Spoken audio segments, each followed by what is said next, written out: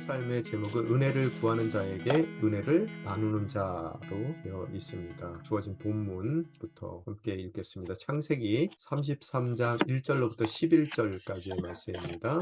제가 봉독해 올리겠습니다. 야곱이 눈을 들어보니 에서가 400명을 거느리고 다가오고 있었습니다. 야곱은 자식들을 레아와 라헬과 두 여종에게 나누어 맡겼습니다. 그는 두 여종과 그 자식들을 맨 앞에 세우고 레아와 그 자식들을 그 다음에 세웠으며 라헬과 요셉은 맨 뒤에 세웠습니다. 야곱은 그들의 맨 앞으로 나아갔습니다. 그는 땅에 엎드려 7번 절하고 자기 형에게 다가갔습니다.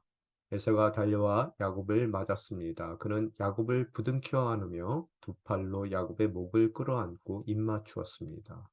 그들은 함께 울었습니다. 에서는 눈을 들어 여자들과 아이들을 보고 물었습니다. 이 사람들이 누구냐? 야곱이 대답했습니다. 하나님께서 형님의 종에게 은혜를 베푸셔서 주신 자식들입니다. 그때 여종들과 그들의 아이들이 나와서 절했습니다. 그 다음으로 레아와 그녀의 아이들이 나와서 절했습니다. 마지막으로 요셉과 라헬이 나와서 절했습니다.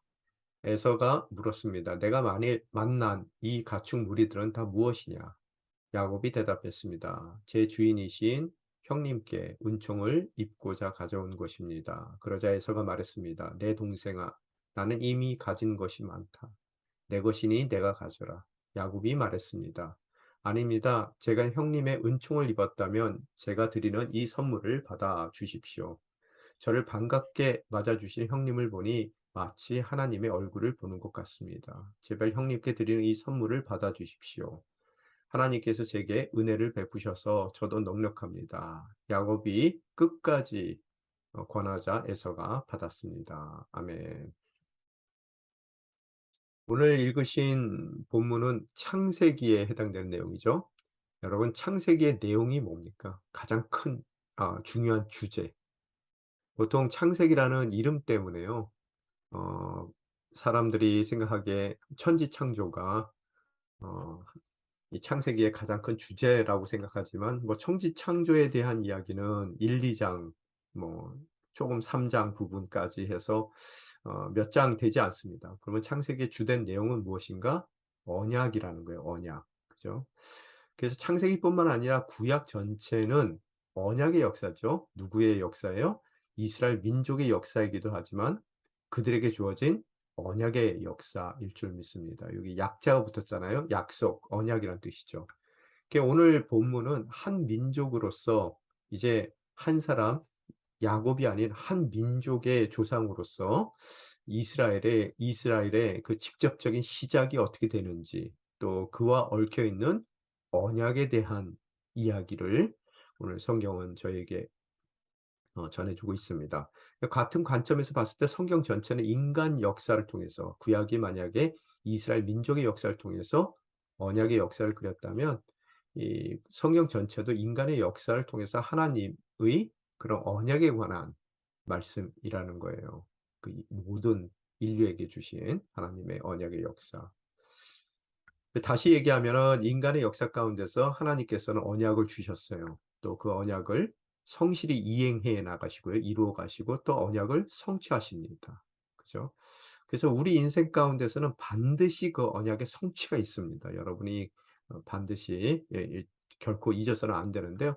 언약을 주시는 그 모습을 보게 되면은 처음에 아담에게 주셨어요. 아담은 뭐 이스라엘의 조상일 뿐만 아니라 모든 이들의 조상이죠. 살아서 숨쉬었던 또 숨쉬고 있는 모든 인간의 조상이죠.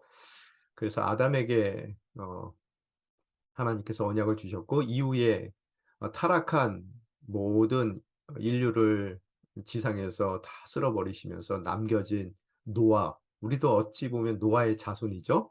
노아에게 구원받았던 노아에게 또 그 가족에게 언약을 주셨고요. 이후에 아브라함에게 언약을 주셨고 또 아브라함의 자손 중에서도 에서가 아닌 이삭에게 또 이삭의 자녀들 가운데서는 야곱뿐만 아니라 12집 야곱에게 에서가 아닌 야곱에게 또한 야곱을 통해서 12지파에게 또 이후로는 또 우리 돌감나무죠.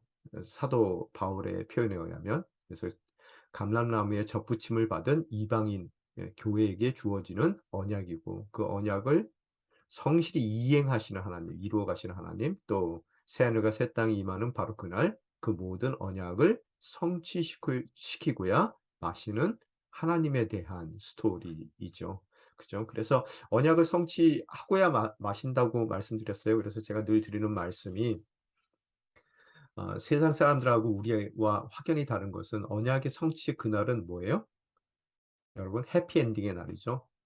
여러분과 저의 삶은요, 반드시 해피엔딩으로 끝납니다. 그것이 바로 오늘 우리에게 주시는 하나님의 말씀일 줄 믿습니다. 그래서 그 해피엔딩의 날을 통해서 오늘을 봤을 때, 그 오늘이 아무리 힘들고 어려운 날이라 하더라도 우리는 넉넉히 오늘 주어진 삶 가운데에서, 그것이 광야를 걷는 어려움의 삶이라 하더라도 해피엔딩의 날을 통해 오늘을 바라봤을 때 오늘을 넉넉히 이겨갈 수 있다라고 늘 여러분에게 말씀을 드립니다. 오늘 다시 한번 좀 베이직하게 얘기하면은요, 오늘 주어진 말씀이 여러분, 어 이 말씀이 누구에게 주어진 말씀이에요? 이 광야에서 지금 40년 동안 광야에 배회하고 있는 그런 광야 공동체에 주어지는 말씀이에요. 그죠? 한번 생각해 보세요. 모세가 특별히 광야 2 세들, 광야에서 태어난 이스라엘 백성들을 그 광야의 어려움 가운데 하루의 일과를 마치고 이렇게 모닥불을 피워 놓고 옹기종기 다 모여 앉아서 오늘 이 말씀뿐만 아니라 창세기, 모세오경의 전체의 말씀을, 모세오경의 말씀을 모세가 그들에게 구전하고 있는 모습을 한번 생각해 보세요. 그래서 오늘 이 말씀을 더 깊이 있게 이해하기 위해서는 그들의 입장 가운데 광야에 지금 어 모여 있는 그런 이스라엘 백성, 모닥불 주변에 모여 앉아서 모세의 이야기를 듣고 있는 그런 이스라엘 백성들, 광야의 백성들의 마음으로 갔을 때 우리는 더 깊이 있게 오늘 본문 말씀을 이해하게 될 줄 믿습니다. 또한 이렇게 결국 언약을 성취하고야 마시는 하나님께서 그 언약의 대상을 선택하시는데 하나님의 특별한 방법이 있죠. 그래서 제가 이것도 늘 말씀드리는 부분인데요. 하나님의 그 언약의 대상을 선택하시는 방법은 은혜의 법칙에 근거한다라고 말씀을 드렸어요. 은혜의 법칙이 뭐예요? 여러분, 은혜라는 의미는 받지 못할 것을 받는 게 은혜예요. 그죠? 세상은 어때요? 우리가 직장을 들어갈 때나 학교에 입학할 때나 우리가 이력서를 내고 시험을 봅니다. 그래서 자격이 되는 사람을 그 자리에 뽑아요. 세상은 자격 없이는 들어가기가 어렵습니다. 그러나 하나님의 방법은 은혜의 방법이에요. 은혜의 법칙이에요. 그래서 자격이 없는데 받지 못할 것, 내가 감당키 어려운 언약의 대상의 지위를 나에게 자격이 없는데도 하나님께서 나에게 허락해 주신다는 거예요. 그런 의미 가운데서 긍휼, 이 반대적인 의미죠. 받아야 할 것을 받지 않는다라고 말씀드렸어요. 긍휼은 무슨 뜻입니까? 죄인이기 때문에 벌 받아야 되는데 받지 않아요. 왜요? 하나님의 긍휼로 인해서요. 하나님의 자녀됨을, 또 언약의 대상이 될 수 있을 어떠한 자격도 없지만 받지 못할 것이지만 받는 것이 하나님의 은혜라 그랬어요. 그래서 은혜의 법칙에 따르면은 먼저 선택해 주시는 거고요, 자격 없는 우리를. 그다음에 이후에 그 자격을 만들어 주신다라고 여러분에게 말씀을 드렸습니다. 자, 어 자격이 있어서 뽑으면 문제가 안 돼요. 근데 자격이 없는 상태에서 뽑았기 때문에 이후에 자격을 만들어 줘야 되는 과정이 있어야 되더라는 거예요. 그래서 우리의 삶 가운데서도 보게 되면은 어떤 가정들은 재정을 관리할 만한 어떤 자격도 없고 능력도 없는데 갑자기 일확천금을 얻게 됐어요. 그런 가정들이 행복합니까? 어떠세요? 다들 보면은 돈을 관리할 만한 자격이 없고, 또 그릇이 안 되기 때문에 오히려 일확천금으로 부어진 그 재정들이 그 가정의 저주가 되더라는 거예요. 그죠? 권력도 마찬가지입니다. 그걸 관리할 만한 능력이 안 되는 사람들에게 부어졌을 때 그 주어진 권력 때문에 그 가정이 그 자신이 자신이 힘들어질 뿐만 아니라 온 주변 사람들 다 힘들게 하는 그런 모습들을 우리들이 바라보게 되더라는 거예요. 방금 전 말씀드린 것 같이 하나님께서는 자격 없는 우리를 언약의 대상으로 선택해 주셨고요. 그릇이 안 돼요. 담을 만한 그 언약을 담을 만한 그릇이 없습니다. 그러나 하나님께서는 그 모든 주신 언약을 은혜 가운데 선택한 우리에게 반드시 성취하세요. 근데 성취되었을 때 그 담겨진 언약이 우리 삶 가운데 자격이 없기 때문에 오히려 저주가 될 수 있거든요. 그러나 하나님께서 담아 주신 그 모든 것이 우리 삶 가운데 축복이 되기를 원하세요. 그러기 때문에 자격을 만드는 과정이 필요하더라는 거예요. 바로 이스라엘 백성들의 지금 40 년의 광야 생활. 그들이 곧장 이 애굽에서 약속의 땅 가나안 땅으로 갈 수가 있음에도 불구하고 지금 청중들은요. 광야를 40년 동안 헤매는 이유, 또 그 광야에서 그토록 어려움을 겪는 이유들이 자격 없는 그들을 선택하여 주셨기에, 먼저 선택하여 주셨기에 그들에게 허락될 가나안 땅이 그들에게 담겨졌을 때 그것이 그들 삶 가운데 축복이 되기 위해 주님께서는 그들에게 자격을 만들어 가시는 모습을 우리는 발견하게 되더라는 겁니다. 자, 오늘 그런 은혜의 법칙에 관한 말씀이에요. 오늘 본문 말씀도요. 그래서 제가 오늘 본문 말씀의 내용을 야곱의 인생 여정 그래 봤어요. 그래서 그것을 좀 우리 그 지명으로 얘기했는데 브엘세바에서 밧단 아람으로, 그리고 다시 브엘세바로. 브엘세바는 어떤 자리예요? 언약의 땅이죠. 그가 야곱이 태어나 자랐던, 또 하나님께서 언약으로 허락해 주셨던 바로 그 땅이라는 거예요. 그가 거기를 떠나서 바담 아람, 어려움, 그가 겪어야 될 광야의 중심지, 그곳에서 다시 브엘세바로 언약의 땅으로 돌아가는 인생의 여정을 그린 내용이죠. 지역적으로 말씀드리면요. 그래서 오늘 또 주제가 이스라엘, 야곱이 인제 후에 이스라엘로 변하죠. 이미 본문에서는 인제 그가 야곱이라 하지 말고 이스라엘이라고 부르라고 하나님께서 말씀해 주셨는데, 그 이스라엘의 시작에 얽힌 은혜의 법칙에 대한 내용을 담고 있더라는 거예요. 그래서 등장인물은 에서와 야곱입니다. 무슨 일이 일어났어요? 오늘 본문은 그들의 화해에 대한 얘기예요. 그죠? 그들의 화해에 대한 얘기인데, 방금 말씀드린 대로 야곱이 화해하는 브엘세바의 자리에 다시 돌아오기까지 그가 브엘세바에서 베델로, 그가 황급히 도망갈 수밖에 없었고요. 또 베델에서는 약속을 브엘세바에서 장자의 축복을 받았음에도 불구하고 그는 그다음 날의 그의 모습은 베델에서 홀로 눈물을 흘리면서 돌베개를 베고 있는 그의 모습을 발견하게 되더라는 거예요. 그래서 우리가 꼭 알아둬야 될 게, 성경에서 보면요, 요셉도 꿈을 꾼 이후에, 하나님이 주신 그의 인생의 비전과 꿈을 본 이후에 그 꿈과 멀어지는 자리로 가더라는 거예요. 정반대의 자리로. 그죠? 그래서 그도 미워서 운물에 던지는 그 자리로, 운물 밑바닥의 자리로 가기도 하고, 또 애굽으로 팔려가는 그 팔림의 자리 가운데, 노예의 자리 가운데로 가더라는 거예요, 요셉도요. 오늘 브엘세바에서 하나님의 장자의 축복을 받았음에도 불구하고 그 장자의 축복과는 거리가 먼 베델의 자리 가운데 눈물을 흘리고 있는 야곱의 모습을 기억합니다. 그러고 나서 그가 밧단 아람, 야 라반이 있는 밧단 아람이죠.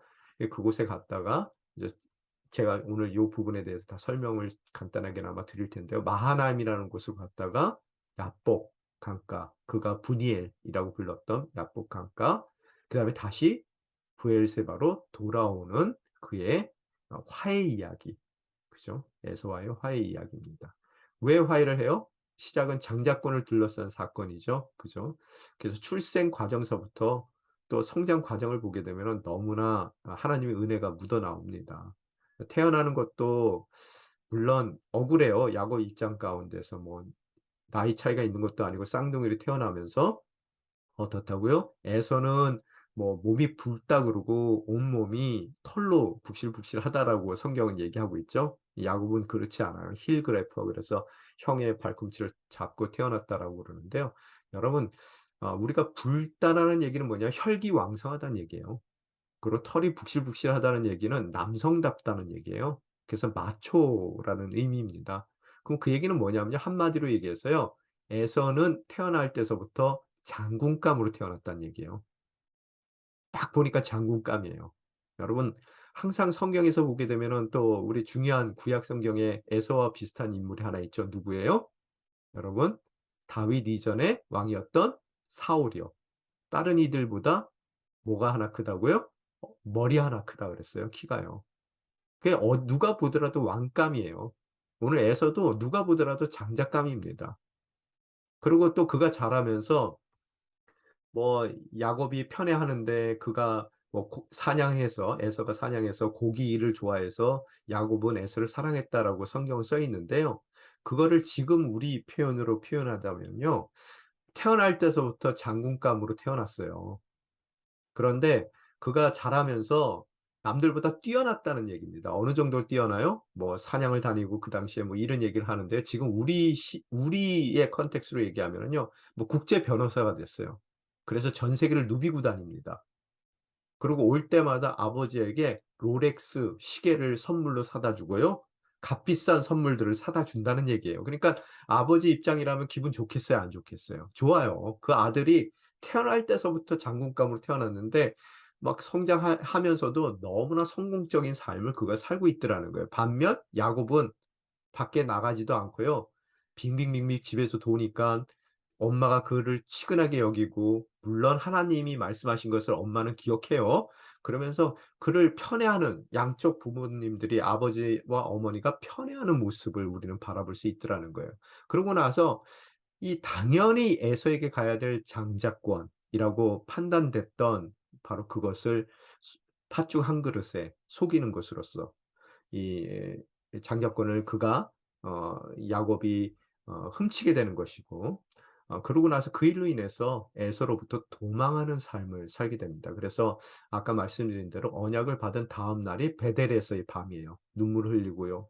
이 석양이 집니다. 여러분 한번 생각해 보세요.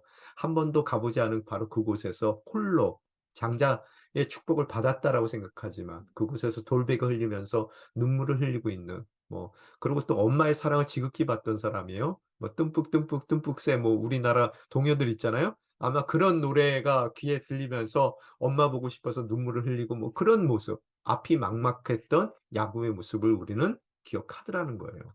그러고 나서 그가 바단 아람에 도착을 합니다. 그러고 나서 바단 아람에서 라반 스쿨에 입학을 하더라는 거예요. 라반 스쿨. 저는 인제 그걸 갖다 학교라고 얘기해요.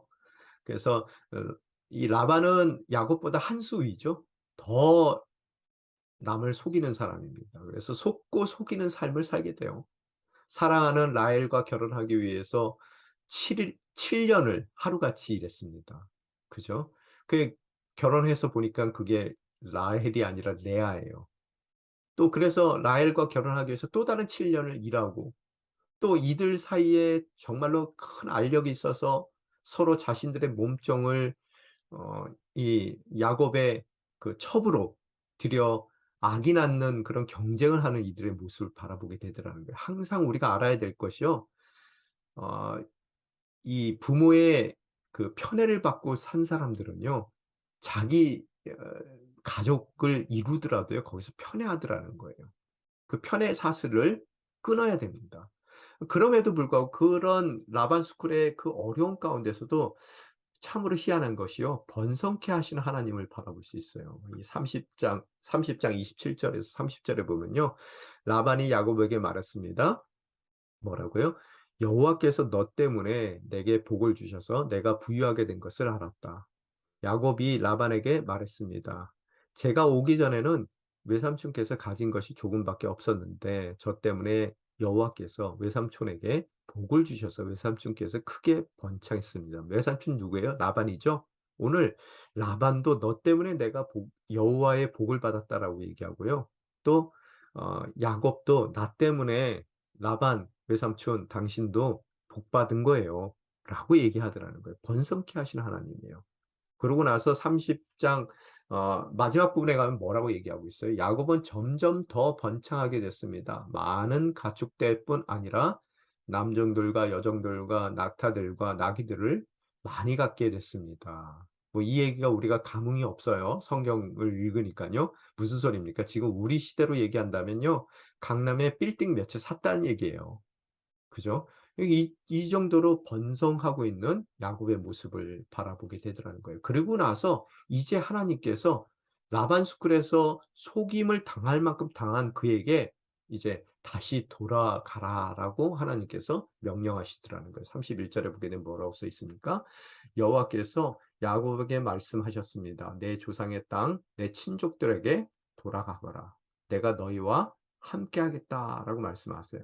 그러고 나서 돌아가려고 그랬더니 또 뭐 드리빔 사건도 있고요. 라헬이 숨기죠. 그래서 라반이 보내기 싫은 상황 가운데서 자기가 쓰고 있던 일꾼이란 말이에요. 그 일꾼을 보내게 되니 추격까지 하더라는 거예요. 3일 만에 떠난 지 3일 만에 알고 추격해요. 거의 다 따라잡았습니다. 그런데 또한 그곳에서 이제 하나님께서 그 모든 그런 관계를 정리시켜 주는 바람에 라반이 거기에 돌을 세우고 "인제 너희도 넘어오지 말고 나도 넘어가지 않겠다." 그러고 라반과의 관계가 인제 종집을 찍게 되더라는 거예요. 이제 라반을 뒤로 하고 앞으로 가는 야곱은 그 인생 가운데서 가장 큰 두려움을 대면할 수밖에 없어요. 그 두려움이 뭐예요? 바로 무시무시한 에서 형을 대면해야 되는 일이에요. 다시 만나야 되는 일입니다. 자기가 장자권을 훔쳤던. 그 두려움의 자리 가운데 있었을 때 가장 두려운 자리 가운데 있었을 때 하나님께서 또한 은혜를 베푸세요. 그곳에서 하나님은 하나님의 군대를 보여주세요, 군대를요. 천사 한두를 보여주신 게 아니라 엄청난 숫자의 군대를 보여주세요.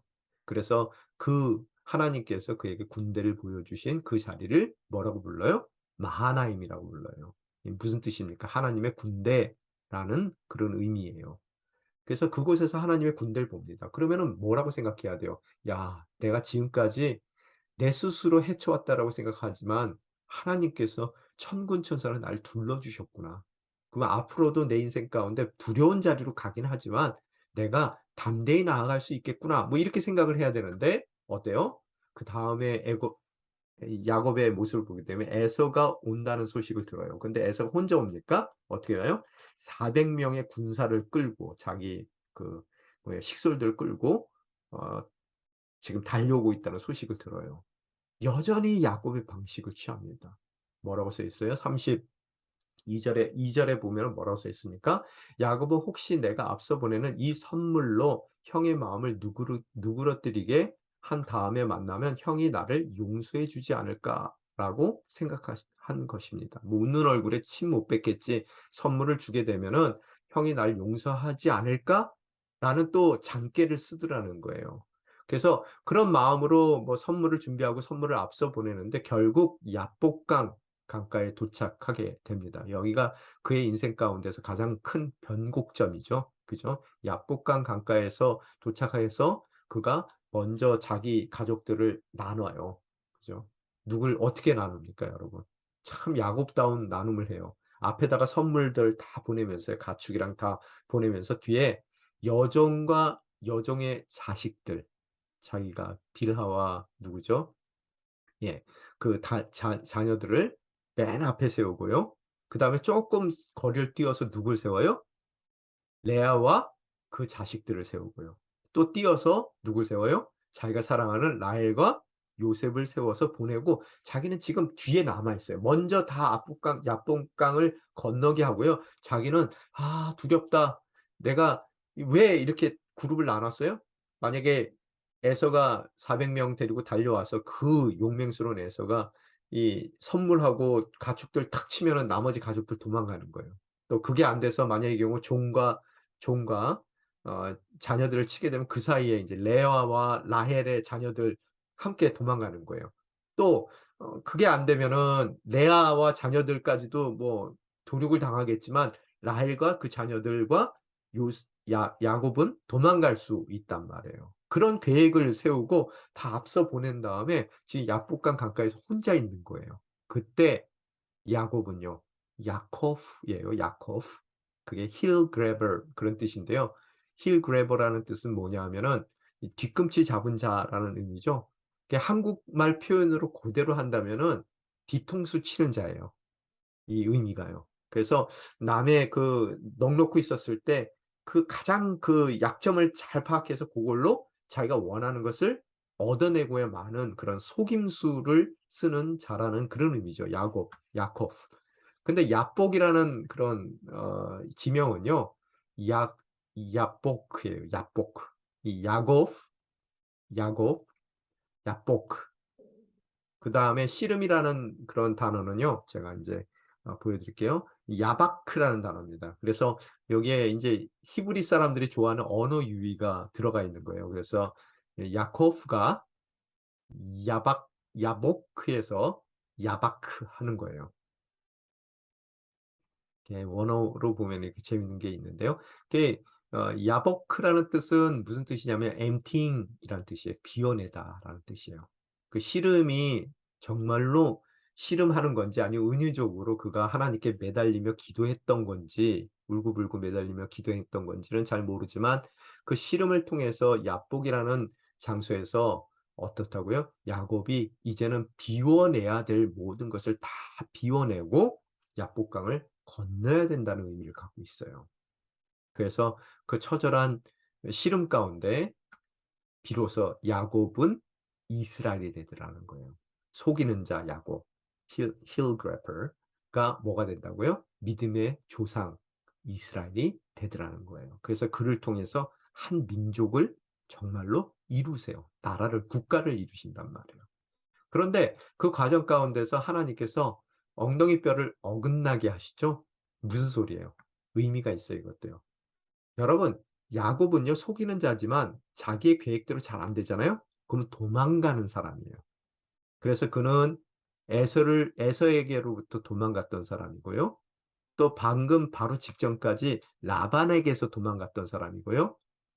이제 앞에 자기 장께로 뭐 가축 먼저 보내고 그다음에 종들과 그 자녀들 먼저 보내고 또 그다음에 레아와 그 자녀들을 보내고 또 라헬과 요셉을 보내고 자기가 맨 뒤에 섰을 때는 무슨 소리예요?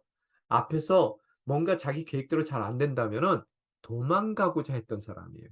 그런데 하나님께서 그 씨름의 과정 가운데 비워내야 될 것을 다 비워낼 때 뭐까지 비우게 하냐면요. 이제는 엉덩이뼈를 치는 것으로써 어긋나게 하는 것으로써 이제는 절대로 도망 못 가게 만드세요. 그 일을 대면케 하시더라는 거예요. 우리 인생도 마찬가지입니다. 다 돌고 돌고 돌아서 제자리에 왔어요. 그래서 하나님께 인제 가장 두려운 이 결정적인 순간에 섰을 때 우리가 기도하거든요. 근데 주님께서 "너 이제 야곱이라고 하지 말고 이스라엘이라 해라." 뭐 언약의 그 성취에 대한 말씀을 해 주시는데 근데 우리의 엉덩이뼈를 어긋나게 하세요. 인제 빼도 박지도 못하게 하신다는 거예요. 그래서 인제 에서를 대면할 수밖에 없는 거예요. 인제 도망갈 수가 없어요, 가려고 그래도요. 그런 상황 가운데서 오늘 본문 말씀이 시작되더라는 거예요. 본문 말씀이 어떻게 됩니까? 야곱이 눈을 들어보니 에서가 400 명을 거느리고 다가오고 있었습니다. 혼자 오는 게 아니라 400 명까지 데리고 오는 거예요. 얼마나 무섭겠어요. 생각해 보세요. 400 명을 왜 데리고 와요? 그죠? 그는 두 여종과 그 자식들을 맨 앞에 세우고 여러분 이 말씀 읽을 때 얼마나 가슴 아픈지 아세요? 이 레아와 그 자식들을 그다음에 세웠으며 라헬과 요셉은 맨 뒤에 세웠습니다. 여러분 이 이야기를 만약의 경우 이 여종의 자녀의 입장 가운데서 한번 읽어 보세요. 갑자기 어떤 사건인지는 대충은 감은 잡고 있는데 지금 에서를 대면하고 있고 400명 데리고 온다는데 나와 우리 어머니를 맨 앞에다 세운단 말이에요. 그런 아버지의 모습을 보면서 어떤 마음이 들었을까요? 여러분 이게 참 문제예요. 그래서 이런 편애적인 그런 그 쓴뿌리 그 가정의 쓴뿌리라고 얘기하죠. 쓴뿌리들이 대가 이어지는 거예요. 그러면 이 아이들도 커서 어떻게 하겠는가를 생각을 해 보셔야 된다는 거예요. 정말로 아버지에게 배신감을 느낄 거예요. 그래서 나중에 요셉한테 하는 거 보면은 왜 했는지 다 이해가 돼요. 그래서 '야 우리는 죽어도 된다고 생각하는 모양이다.' 그런 마음이 자녀들이 안 들겠어요? 그리고 레아 자식들도 마찬가지예요. '우리가 그다음이야?' 그죠? 인제는 여차하면 자기 도망가겠네. 도망가면서 그래도 라헬하고 요셉은 데리고 도망가려는 모양이다. 야 우린 죽든 살든 관여치 않은 모양이다." 뭐 이런 마음을 가졌을 거예요.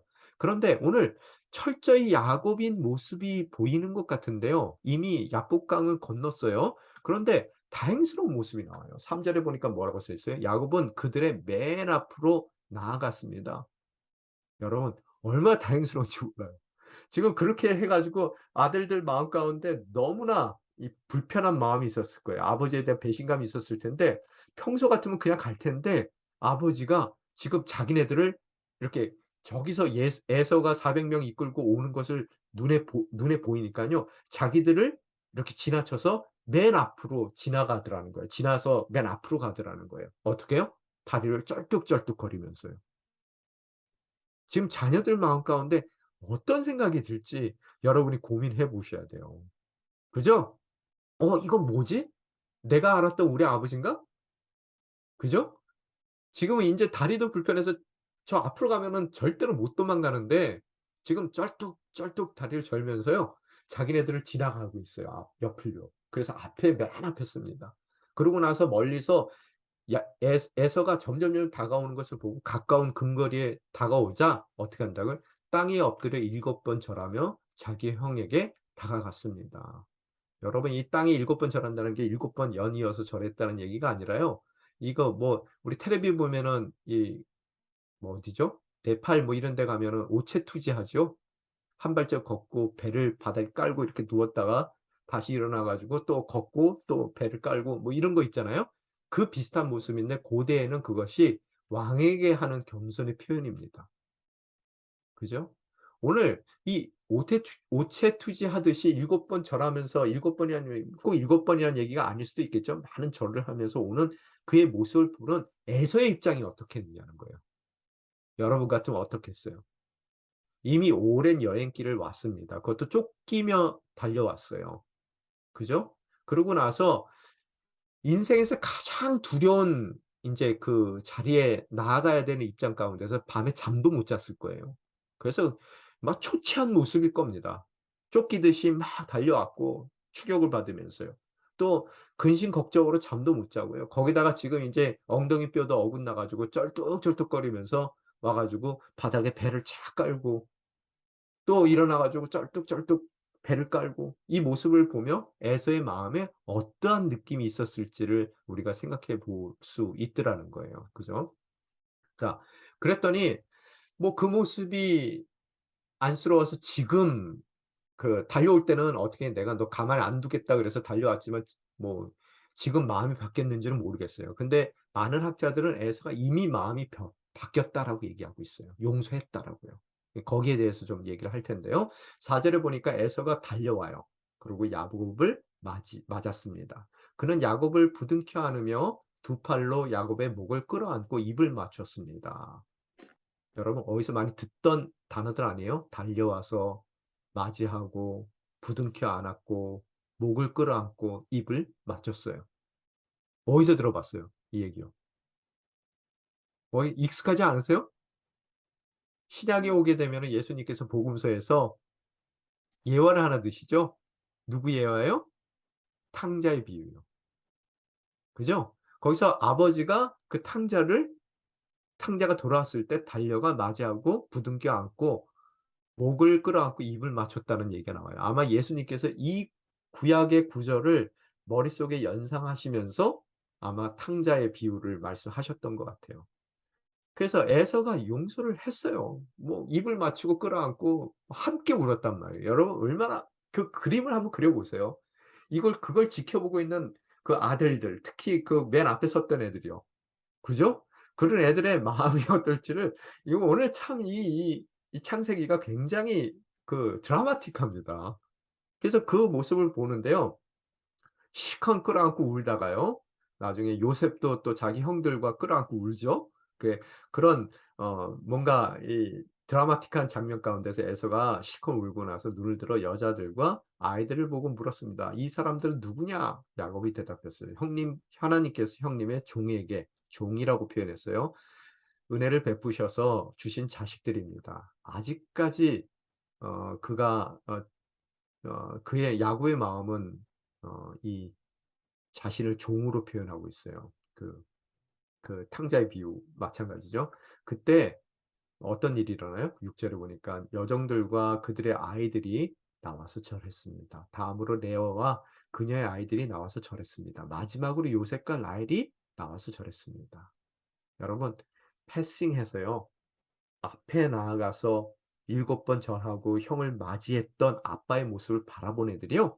이제 그 편애받았다라는 마음 가운데서 잘못된 것만 보고 배웠는데 이제 자기 아버지가 했던 대로 자기들도 나와 절하고 어 이 예서 앞으로 나아가는 그 모습들을 보여주더라는 거예요. 그래서 앞으로 나와서 겸손히 용서를 구하는 야곱의 모습을 따라하는 자녀들의 모습이 있더라는 거예요. 여러분 우리도 마찬가지죠. 우리에게 맡겨진 자녀들 청지기예요 우리가요. 그들을 믿음으로 양육해야 될 텐데요. 항상 그 믿음으로 양육하는 우리의 믿음의 본, 부모의 본이 위기 상황 가운데 나오더라는 거예요. 애들도 다 알아요. '아 우리 집이 지금 큰 재정적인 문제를 겪고 있구나.' 그죠? 아니면은 아버지가 지금 직장에서 큰 어려움을 겪고 있구나. 뭐 건강에 문제가 있구나. 알거든요. 그러면 걔네들이 알아도 숨죽이고 있어요. 그러면서 어떻게 해요? 엄마 아빠를 봐요. 그리고 본대로 합니다. 자기들도요, 인생 가운데. 오늘 우리에게 얼마나 부모로서 큰 사명이 있는지를 보여주더라는 겁니다. 그 에서가 물었어요. 뭐라고요? "내가 만난 이 가축 무리들은 다 무엇이냐?" 야곱이 대답했습니다. 먼저 가축들 보냈으니깐요. "제 주인이신" 주인이래요 여기서도요. "형님께 은총을 입고자 가져온 것입니다." 그러자 에사가 말했습니다. "내 동생아." 자 이미 용서했어요. 여기 에서에게 뭐라고요? 주님이라고 주인이라고 계속 얘기하는데요. 이 에서는 뭐라고요? "내 동생아"라고 대답해요. 탕자의 아버지 마음 같겠죠? "나는 이미 가진 것이 많다. 내 것이니 내가 가져라." 오늘 여기서 중요한 단어가 하나 나옵니다. 가진 것이 많다 이거 그냥 넘길 수 있는데요. 이 단어가 히브리 말로는 라브라는 단어예요, 라브. 이게 영어 표현으로는 plenty예요, plenty. 많다라는 의미죠. 충분하다라는 의미예요. 이 얘기는 무슨 뜻이냐 하면요. 에서가 이전에 장자권을 그가 속임을 받아 빼앗겼을 때 야곱에게 다 빼앗겼을 때 권뿐만 아니라 그가 갖고 있는 모든 것을 다 빼앗겼다고 생각했어요. 자기에게는 남은 것이 하나도 없다고 생각했어요. 그 당시에. 그래서 일을 갑니다. 그런데 모든 것을 다 빼앗겼다, 잃어버렸다라고 생각했는데 그의 인생 가운데 하나님께서 그에게 또 더해 주신 은혜가 있었어요. 알고 보니까 내가 다 뺏긴 게 아니에요. 나에게 풍성히 주님께서 채워 주신 것, 넉넉하게 채워 주신 부분들이 있다는 것을 그가 알고 있더라는 거예요. 우리도 상대를 용서 못하는 것이요. '다 뺏겼다.'라고 생각하거든요. 정말로 모든 것을 뺏겼어요? 아니에요. 뺏긴 거 하나 때문에 내가 갖고 있는 것을 못 보는 경우들이 있더라는 거예요. 그래서 용서를 못하고 끝까지 그 앙심을 품고 그 미움을 갖고 살아가더라는 거예요. 오늘 에서는 아까 말씀드린 대로 태어나기를 장군감으로 태어나고 잘 나가던 능력 있던 그런 능력 있는 사람일 뿐만 아니라 정말로 뛰어난 사람뿐만 아니라 오늘 통도요 아주 화통하게 큽니다. 용서도 촥 멋지게 하는 거예요. 왜? 내가 가진 게 넉넉히 있어. 다 뺏겼는 줄 알았더니 아니야. 하나님께서 나에게 주신 것이 많아. 그래서 이미 난 다 너 용서했고 네가 나한테 지금 이렇게 많은 가축들을 줄 이유가 없어. 너 거니까 너가 가져도 돼. 나 충분해." 라는 얘기를 하고 있어요. 그때 10 절에 야곱이 말해요. "아닙니다. 제가 형님" 비로소 형님이라고 얘기해요. "형님의 은총을 입었다면 제가 드리는 이 선물을 받아 주십시오. 저를 반갑게 맞아 주는 형님을 보니 마치 하나님의 얼굴을 보는 것 같습니다." 아까 야복강 강가 그 지명을 뭐라 그랬어요? 분이엘이라고 그랬죠? 분이엘. 분이라는 파님이라는 단어거든요. 그게 얼굴이란 뜻입니다. 엘은 무슨 뜻이에요? 하나님이라는 뜻이죠. 하나님의 얼굴이에요. 그래서 야복강 강가에서 그 씨름을 한 이후에 하나님께서 그와 함께 해 주신다는 것을 비로소 깨닫게 되고요.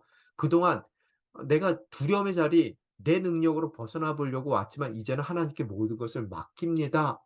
라는 그런 의미를 갖고 있는 게 분이엘이에요. 오늘 그가 에서를 만나면서 마치 하나님의 얼굴을 보는 것 같습니다. 이 표현의 뜻은 뭐냐면요. 아부를 뜨는 게 아니라요. 에서한테 잘 보이려고요. 이 얘기가 무슨 뜻이냐 하면은 내가 그동안 에서 당신의 얼굴을 바라보고 또 400 명의 모습을 바라보고 또 이 두려운 환경을 상황을 바라보며 내가 왔지만 하나님의 얼굴, 나를 지켜 주시고 나를 동행해 주시고 또 베델에서 나에게 돌아오게 해 주신다라고 약속했던 바로 반드시 나를 돌아오게 하신다는 그런 언약의 하나님 을 그가 대면했다는 얘기예요. 그 얘기가 뭐냐 하면요. 지금까지 괜한 걱정했다는 거예요. 쓸데없는 걱정을 했다는 거예요. 이렇게 잘 풀릴 텐데 하나님께서 나에게 약속해 주신 하나님이시고 그 약속을 이루기 위해서 나보다 한 발 먼저 앞서 나가 그 모든 것을 예비하시고 만져 주시고 뭐 그런 하나님이시라는 것을 알고 있다면 내가 아무 걱정 없이 지금까지 하나님만 의지하면서 담대히 걸어왔어야 되는데 그걸 못 봤어요. 하나님의 얼굴을 대면하지 못했고 얼굴을 보지 못했기 때문에 쓸데없는 걱정 근심하며 지금까지 왔더라는 거예요. 이 해피엔딩이었는데요. 저와 여러분의 삶입니다. 해피엔딩이라고 아까 말씀드렸어요. 아무리 힘들더라도 두렵고 어렵고 그죠? 정말로 내가 하나님과 씨름을 해야 될 만한 그런 약복강 강가에 서 있습니까? 모든 것을 비워내셔야 돼요. 비워내면서 뭐라 그래요? 하나님께서 나와 함께 하셨군요. 나보다 한 발 앞서 가시면서 약속한 모든 것을 결단코 이루고야 마시는 그런 내 인생 가운데서의 해피 엔딩을 보장해 주시는 하나님이었다면 스토리가 해피 엔딩으로 끝나는 건 줄 알았으면 지금까지 걱정 안 할 것. 그걸 즐길 것. 제가 지난 시간에도 말씀드렸는지 모르지만 이 놀이기구를 옛날에 타러 갔었어요. 애들 어렸을 때요. 그 뭐 쉬는 날 막 힘들게 놀이기구 타러 갔거든요. 그 줄 잔뜩 서 가지고 비싼 돈 내고 그거 뭐 이렇게 막 이렇게 뺑글뺑글 도는 롤러코스터 탔어요. 왜 돈 주고 타는지 모르겠어요. 근데 탈 때 보니까 막 사람들이 저를 포함해서 "으악." 하고 비명을 지르더라고요. 여러분 제가 비전교회에 있으면서 비행기를 참 많이 타고 왔다 갔다 했는데요. 어쩔 때 한 번은 지나가는데 비행기가 갑자기 기류 때문에 확 떨어지더라고요. 막 "으." 하는 목소리가 나올 정도로 떨어져요. 그랬더니 사람들이 "으악." 하고 소리 지르더라고요, 비행기 안에서요. 그런데 그때도 비명을 지르는데 떨어지는 거 똑같죠? 롤러코스터 타다가 떨어지는 거, 비행기에서 떨어지는 거 똑같죠? 그런데 한쪽은요. 제가 기억하기로는 너무 기뻐요. 막 좋아서 소리 질러요. 한쪽은 정말로 무서워서 두려움 가운데 소리 지르더라고요. 왜 그래요? 하나는 3분 후면은요 자기가 떠났던데 틀림없이 도착하는 거 알아요. 다른 하나는 떨어지지만 어디로 떨어지는지 몰라요. 같이 비명 질러요. 제가 드리는 말씀이 바로 그게 분이엘의 하나님이라는 거예요. 해피엔딩이라는 거 확신만 있다면은 '지금까지 내가 왜 걱정을 하고 왔지? 내가 왜 그토록 두려워했지?' 이렇게 해피엔딩으로 될 텐데. 오늘 그 얘기를 하고 있어요. 그러면서 11 절에 재밌는 얘기를 하고 있습니다. 뭐라고요? "제발 형님께 드리는 이 선물을 받아 주십시오." 뭐 주님 자 이제 다 빠졌어요. 다 형님이라고 부르기 시작해요. "하나님께서 제게 은혜를 베푸셔서 저도 넉넉합니다." 여기 넉넉이라는 단어가 나오죠. 이 단어가 무슨 뜻이냐면요. 넉넉하다는 단어는 위에 게 이미 가진 것이 많다 했을 때는 라브였는데 이건 라브라는 단어가 아니라요. 콜이라는 단어예요, 콜. 이 뜻은 뭐냐면요. 영문으로 표현하면 I have all I need 예요. 내가 필요한 거 다 갖고 있다는 거예요. 한 분 하나님, 바로 분이엘의 그 하나님만 갖고 있다면 내 인생이 해피엔딩이에요. 쪼금 없어도 인제 상관없어요. 나에게 필요한 것은요. 더 많은 소유가 아니라요. 하나님 한 분이에요. 이스라엘의 고백이에요. 야곱의 고백이 아니라요. 그래서 I have all I need. 하나님 한 분만 장자의 축복을 허락하신 바로 그 하나님, 언약의 하나님 한 분만 있으면은 나는 인제 다 필요 없어요.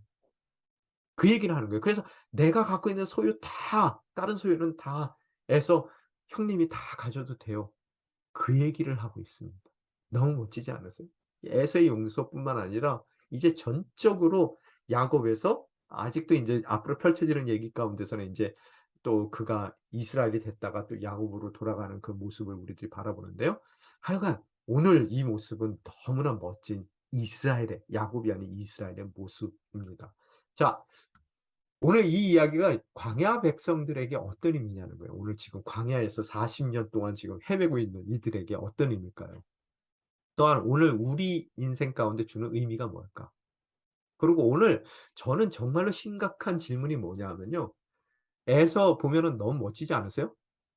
태어나기도 장군감으로 또 성장 과정에서도 남들보다 뛰어난 삶을 살아요. 아버지 총애를 받았어요. 그죠? 그리고 또 자기의 모든 것을 앗아갔다라고 생각했던 야곱을 이미 용서했어요. 그죠? 이런 멋진 통 큰 에서, 이 왜 에서가 장자의 축복의 대상이 아닐까요? 왜 하나님께서는 그를 선택하지 않았을까요? 갖출 거 다 갖췄는데. 바로 그 질문 때문에 어저께도 인제 제가 고민을 했는데요. 너무 다행이에요. 왜? 저는 에서가 아니더라고요. 아마 여러분들도 다 에서가 아니라 뭐예요? 야곱과의 야곱과에 속하더라는 거예요. 은혜의 법칙이라는 거예요. 자격 없는데 어떻다고요? 우리를 자녀 삼아 주셨어요. 언약의 대상으로 삼아 주셨어요. 장자의 축복을 주기 위해서 불러 주셨단 말이에요. 그죠?